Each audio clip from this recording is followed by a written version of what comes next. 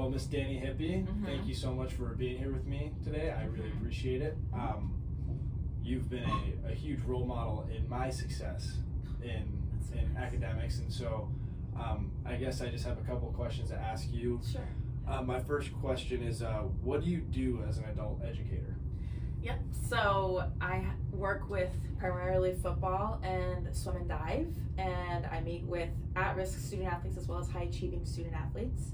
And for at-risk student athletes, depending on their course caseload and whether or not they're in season or out of season, I will make study plans for them. I line out their week for them, as well as make sure and track that they're staying on track to graduate, as well as NCAA eligibility.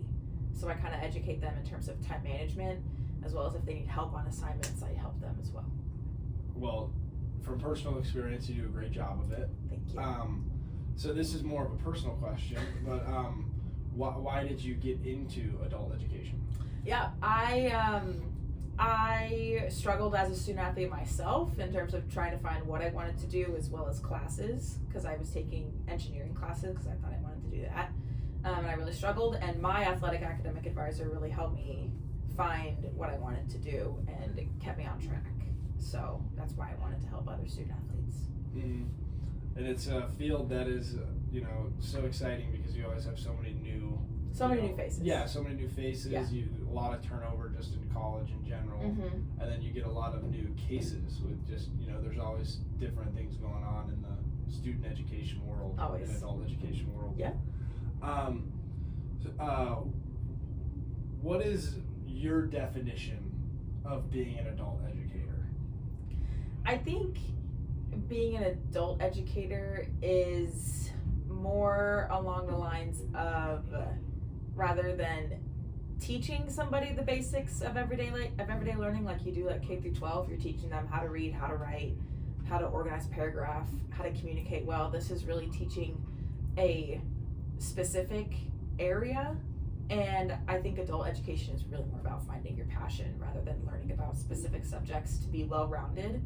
It's about narrowing down exactly what you want to do, and it's more of having conversations with your student rather than, I guess, teaching, if that makes sense. It's not very structured. For sure. I think, in my personal journey through this AOLL program, I've experienced a lot of learning through my peers. Yes. Rather than through specifically through the instructor. Yes. Which has been it's pretty foreign to me, just as a student, my whole life, to where now I'm finally entering this realm of adult education. Yeah. It's interesting for me that being in a class with somebody who's twice my age, has a lot more experience than me. They voice their opinion on certain subjects and matters that we go over in class. It carries a lot more weight hearing it from somebody who's not really getting paid to teach. Right. They're just, and so I find that pretty interesting. I think that's what makes adult learning so broad. Yep. Because you can learn in so many different fashions. Yes. How do you think adults learn best? What is the most effective way to teach adults? I think there's 3 types of learning styles. There's kinesthetic, auditory, and visual. And I truly believe that all adult learners, up to a certain point, you have to be kinesthetic. So you have to do what you're learning. You have to do internships, you have to do experience, you have to really feel what you're doing, rather than sitting in the classroom. Yeah. Yeah. Well, the hands-on experience, just the engagement of it. Yeah. And then how do you create an effective environment for adults to learn? Yeah, so I think especially young adults, it's important to that they trust somebody like myself in this role, because I feel like I have to be trusted with a lot, because they're trusting me with what classes to enroll in. If they do need help on an assignment, am I helping them the right way? But I like to create a calm environment, because I do think the world is so fast-paced. So if they do come in here and they're struggling, it's not great to have all this chaos going on. And then I also try and help them compartmentalize. I think compartmentalizing in adult learners is important, because they're adults, so there's so much going on. So really focusing on what you want to do.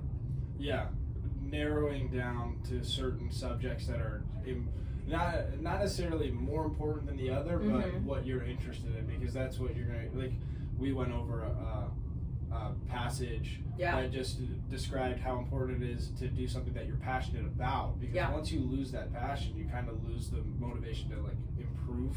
Yes. And so I think that's something I've seen in adult learning. Well, then the job doesn't get done. So at least not to the best of its ability. Correct.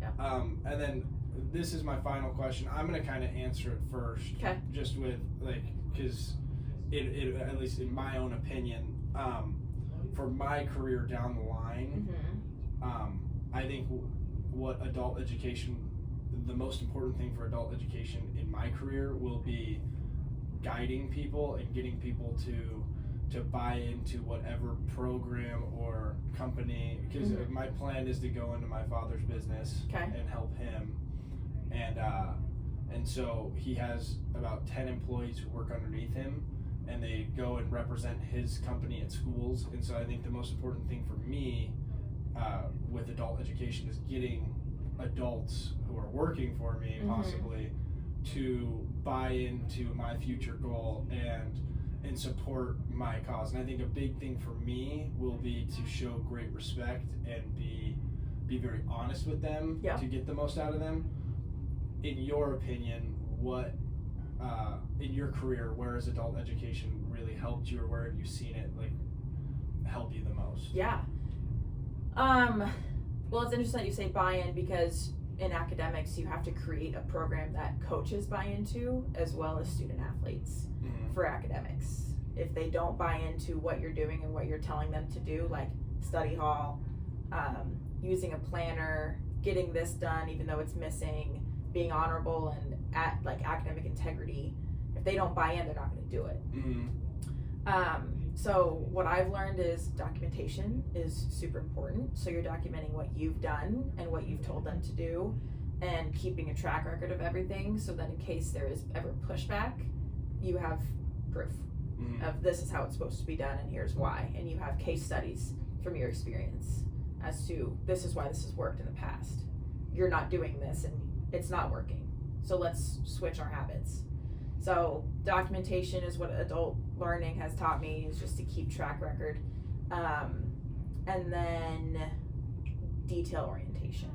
Gotta be detail oriented. Yeah. With everything. The little things matter. The little things always matter. So. All right. Well, thank you very much, Mrs. Hippe. Of course. I appreciate all your help.